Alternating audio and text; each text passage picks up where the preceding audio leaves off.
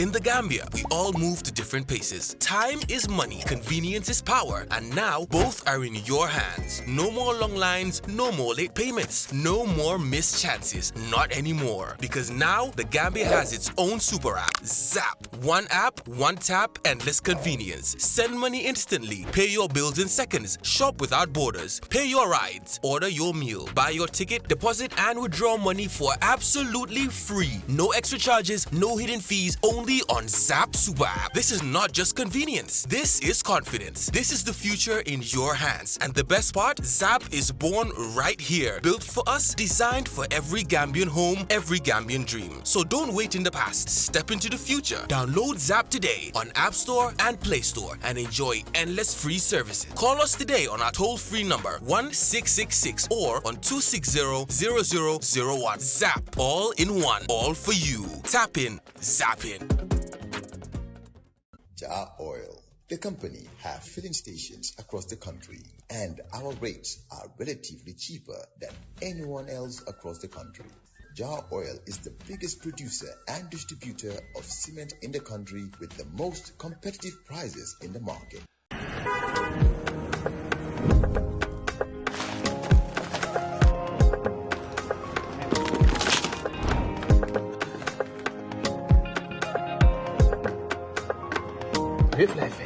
Santa Yala.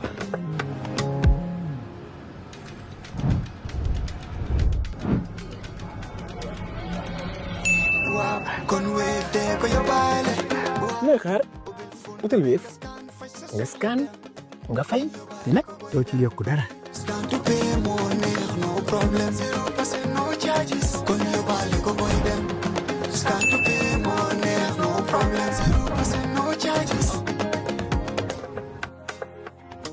Now, as Aji said, we're going to have, earlier than usual this morning, Dr. Ismail Ceesay on the program for his weekly appearance. The reason why we are calling him, I've just given the game away there by saying calling. The reason why we are having Doctor earlier than usual is because he's not in town. He's somewhere in the world I am not quite sure of. So let's put him on and see where he is. Good morning, Doc. And where do you say good morning back to me this morning from? Good morning, Peter, from gloomy, rainy London. Oh, fantastic. What's the weather like there? Well, it's gloomy, it's raining, and it's a bit cold. But it's something that I'm used to, so I'm managing. Fantastic. And what's the reason for being there, not anywhere in the Gambia? Well, I've been invited to attend a special event at the British Parliament. It's an event that celebrates connecting Africa with Westminster. It is organized by Westminster Africa Business Association. It's an association focused on strengthening business relationships between the United Kingdom and Africa, particularly by connecting UK and African businesses, investors, policymakers, and diplomats to trade, partnership, and economic engagement across the continent. I'm expected to deliver a speech today. It starts at 6 p.m. Fantastic. And of course, you've determined already what you want to discuss in your speech. Can you just give us a brief summary? What's the speech going to focus on? Well, it will focus on the relationship, existing one, between Africa and the UK, but also it's going to focus on how we can strengthen this in light of new dynamics in world politics. The shifting geopolitical dynamics call for a renewed approach to this relationship and how we can enhance and harness it for the betterment of our people. So I'm expecting to speak to business leaders, development partners from Africa, but also from the UK policymakers. I'll emphasize also the strategic role of information, media, and broadcasting in promoting transparency, accountability, and inclusive growth, as well as the importance of investments in these sectors. Fantastic. This, in a way, is like an extension of the UK-Gambia trade talks that opened here yesterday, spearheaded by the Vice President. Not an extension, perhaps we could say a complementary event. This event is organized by a different organization. That event is organized by a different organization. But the aim are similar. In fact, I could say the same, is to promote more UK Gambia, UK African investment. We know that UK is our former colonizer, but I think trade between the UK and the Gambia has not been a top. Our trading partners are not, our major trading partners are not the UK, despite the fact that geographically we are not very far from each other. We have a history, a shared history. But then again, it's time for us to revisit and see what we can do to further promote trade between the UK and the Gambia. Fantastic, fantastic. Well, it's a very nice opening, a build-up to your appearance this week on the program. What would you like to discuss? Well, the first update is from the Office of the President, if you would permit me. The President is currently in Abuja.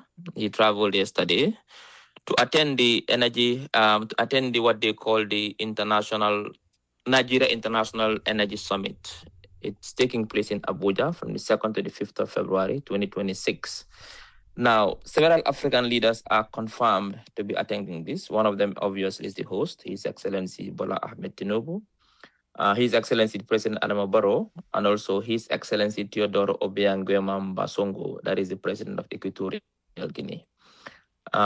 This summit is very important because what it does is that it provides a platform for leadership and policy coordination among the leaders, but also investment mobilization and energy security and prosperity policies will be discussed. The president is there till on the 4th. He'll be returning back to the Gambia. That is the first update from the Office of the President. Now, the second update is that the president again inaugurated Al Hikma University in Talinding Kunjang yesterday, 2 days ago, on Saturday. This marks a significant milestone in higher education development. The establishment of Al Hikma aligns with national education priorities, including the Gambia Madrasa Integration Strategy and the Education Sector Policy 2016 to 2030. The Office of the Vice also has an update. The UK-Gambia Trade Mission opens new chapter in bilateral economic partnership. The UK-Gambia Trade Mission was officially launched at the Sadada Kairaba Jawara International Conference Center. Now, this reflects a strengthened bilateral trade and investment relationship between the two countries. Vice President Mohamed B.S. Jallow affirmed Gambia's commitment to a stable, investor-friendly and reform-driven economy under the recovery-focused NDP. Now, the sectors that are prioritized during the discussions are agriculture, tourism, renewable energy, health, digital innovation, and manufacturing. The other update is from the Minister of Basic and Secondary Education. The minister held a nationwide inspection of school, what they call the School Solarization Project. Now, this project is an EU-funded project. It is called the Gambia Sustainable Energy Project, which provides solar energy for over 1,000 schools across the country. The aim is to ensure that 1,000 public schools are solarized to enhance access to clean and reliable energy, particularly in rural areas. It is supported by the EU and the European Investment Bank, and it aligns with the National Energy Modernization Agenda. The ministry reaffirmed its commitment to transparency, efficiency, and maximum impact in project implementation. The Minister of Youth and Sports also was very busy this weekend as they held a town hall meeting in Kanifing Municipality. This provided a platform for young people to engage directly with national and local leaders. And discussions focused on youth employment, of course, as usual, sports development, women's participation, disability inclusion, and irregular migration. The government officials, through the minister, reaffirmed commitment to youth empowerment, discipline through sports, and inclusive development. Now, this engagement reinforced the importance of participatory governance and youth involvement in national development. The Ministry of Foreign Affairs also has an update informing the public that the Gambia has been elected as Vice Chair of the United Nations Preparatory Committee Bureau. This election was done through consensus. This is good news for the Gambia because it reflects the international confidence in the Gambia's leadership and commitment to international justice. And finally, I think the Gambia Immigration Department has inaugurated state-of-the-art immigration border posts. 3 modern immigration border posts were inaugurated at Jiboro, Koto in West Coast region, Kir Ali in North Bank and Amdalai also in North Bank with support from the government of the People's Republic of Japan and the International Organization for Migration. Now, these facilities are equipped with modern infrastructure and the migration information and data analysis system, significantly strengthening national border management and migration control. The new installations enhance the government's capacity to ensure orderly, safe, regular, and responsible migration while addressing transnational crime and security threats. The initiative reflects government's commitment to modernizing border management, improving interagency coordination, and facilitating trade and socio-economic development through secure and efficient borders. Peter, these are updates from government. Fantastic. Well done. Listen, on the issue of youth employment or youth unemployment, take your pick. We had a question all the way from the U.S., Pennsylvania, to be precise. I'll go through the question. It's a long one. Good morning, Uncle Peter. My question to the Honorable Minister is about the unemployment crisis in the Gambia. We all understand that the government is doing well in employing Gambians through multiple sectors, especially in education, health, and security. Part of the problem is that the government cannot do it all alone. And another part is that the government is not doing enough to ensure that private sector is playing its role in employing Gambians. Let's take businesses in the Canifing industrial area, or Jimpex as we call it, as an example. Thousands of Gambians call it their workplace, but very few are actually employed by those businesses or those business owners. Many of them are errand boys, boy in other words, to shop and warehouse owners with no formal employment and often subjected to inhumane treatment. They spend the entire day lifting heavy building materials and running between warehouses and showrooms for a few unguaranteed $100 at the end of the day. Similar problems happen in the tourism sector as well, with hotel and restaurant owners whose most of their employees are not formally employed, leaving both a tax gap and job insecurity. That should not be happening in a tax-based country that is seriously battling unemployment. The government should ensure that anyone being used by a business owner to carry out any service is either properly employed or formally hired. By doing so, the state will not only reduce the unemployment rate, but also collect taxes from employees and secure social security contributions for their retirement. Sadly, the opposition is not talking about this. Is the government planning to address this problem, and how, if yes? Thanks for being our bridge to the cabinet. Sehungalan, Pennsylvania, USA. How do you respond, Doc? Well, Peter, I thank Sehu for his contribution. That is the purpose of us trying to always being in the media to talk to the people. And you write what he uses to bridge, as a bridge between the cabinet and also the people. The reason we come to the radio every Tuesday to talk to the public is not to give information, but also to receive information that we can take back to government or to cabinet to act on them. That is what we do. Now, on the issue of unemployment, the first thing I would like to clarify is that he called it a crisis. There is no unemployment crisis in the Gambia. I think that word is misplaced. Yes, there's a challenge. The unemployment rate can be considered to be a bit high. If you look at it of countries, that is true. But there is no crisis in the Gambia. That is the first thing. And secondly, he said the government is not doing enough. I disagree with we've done enough as a government. Since President Barrow came to power, he took the matter very seriously, the issue of youth unemployment and unemployment. We have two approaches. One is the policy approach. And two is different, because if you want to solve a problem, the first thing you come up with is a design and develop is a policy, which guides you want to make. Otherwise, you'll be building like a house in the air. Now, what we have done is to development policy and job creation targets. So since Barrow came to power, that is what he did. He launched this National Employment Policy and Action Plan 2022 to 2026, which sets a target of creating 150,000 jobs over 5 years to reduce unemployment and underemployment among young Gambians. This policy builds on past programs, and aims to strengthen private sector-led growth and employment creation. So this is what we did just to guide our entire overall approach to providing employment for young people. Apart from that, we also made some interventions. One is the National Youth Service Graduate Program. In September 2025, the President, His Excellency, launched the first ever National Youth Service Graduate Program in the Gambia. And this is a structured scheme where university graduates serve as one-year placements in public institutions to gain practical experience, build skills, and improve their employability. Now, there's a long-term plan to make this service mandatory and a precondition for civil service employment, but we are working on that. It is not yet matured.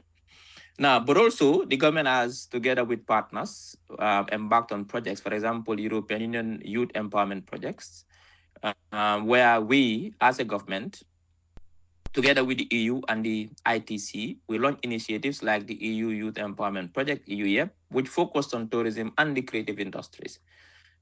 This project is also designed to create jobs, which it is doing now, foster training and strengthen actors with high potential for youth employment. We have also promoted the SIE Fund, which is a Skill Innovation Enterprise Entrepreneurship Fund. This was introduced by His Excellency the President to boost technical and vocational training, innovation, and startup support. This fund helps young people access skills training, entrepreneurship support, and funds to start or expand businesses, especially in key areas like TVET and entrepreneurial ventures. We have also embarked on nationwide skills development programs. These were also promoted by Barrow, as he called it, Skills Revolution, he calls it, focusing on establishing skills training centers across the country, particularly in rural areas, to equip young Gambians with practical and marketable skills in agriculture, in trade, livestock, electrical work, to help young people become employable, self-employed, or business owners. That is why, if you observe, we have built multi-purpose trainings, vocational training centers in Demban, in Kanilai, in Pachar, in Wasu. We are building specialized ones in agriculture in Pachar, another one in fisheries in Tujereng, and the list goes on. We have also provided support for young people to get into entrepreneurial ventures. For example, the Shanghai initiative, that is what it does. Bring young people, train them for 1 year, give them some cash to go and start their businesses. Now, on this particular issue he's talking about, what is happening in the Gambia today is that most people are in informal employment. What the government now is doing through the GRA is to try to see how best we can formalize the informal sector to the extent that most people who are, because people are working, there is employment. People are either employing themselves, they are selling, they are providing services, but they are not captured by the system and they are in the informal sector. Now, what we are working hard to bring a system to formalize the informal sector to the extent that now we capture them through incentives as well. So I think GRA is working on that. Very soon we are going to do that. Now, on the issue of the people who work without being employed, some of them, I cannot speak for that, but these are isolated cases. It doesn't reflect what is happening in the entire country today. Like I said, the commitment of 150,000 jobs, I believe, even though, like I said, we are still harvesting the data to provide empirical evidence as to how many jobs we've created since President Barrow came to power. But anecdotally speaking, with all the restaurants coming up in the Gambia, my sector alone, the information sector, you remember before Barrow came to power, only 1 or 2 media houses were operating. Today, we have all these online media houses exploding in that country, all the radio stations and the TV stations. In my sector alone has provided jobs for young people. With Majak help train those young people, and also the University of Gambia School of Journalism. Take the hospitality sector, for example. How many restaurants have opened in the Gambia? And recently, like this weekend, the president launched what they call it's a new tourism hospitality project in Tangi, which is expected to give direct employment to 1,500 people and indirectly 4,000 people. The agricultural sector, the Roots project, other projects we've also invested in that country, providing employment for young people. So we've done a lot in terms of employment. Yes, there are isolated cases. Let's just clarify, Doc. Let's just clarify that this 150,000 jobs was promised not as Barrow came into office, but after Barrow was re-elected in 2021. So don't take us back to 2017 or any. The 150,000 Yes, of jobs course. I agree. were It's part promised of the policy. It's a policy after pronouncement. Yes, the that's true. 2021 election victory. Exactly. So the question should be, Exactly. how many jobs, how many new jobs were created of this 150,000 since 2021? Well, the policy ends in 2026. I think as part of the policy life cycle, we are going to make sure that before a new policy is launched to replace this one, we're going to give that data. But for now, we don't have the empirical data to speak to say this is exactly how many jobs have been created. But looking at what's happening by and large across multiple sectors, the investment climate that is happening in that country, the number of restaurants that has opened, number of media houses, number of private sector hotels and so on, you name it, in all the sectors, we believe that we've provided a lot of jobs. And when we say job, many people think it's the government that should employ these 150,000 people. It should be the private sector. And it also involves a sector and its entire value chain. So obviously, 150,000 jobs, yes, it's a bit high, but I think we've done it. And fantastic. I think we will try to do everything possible to bring that evidence.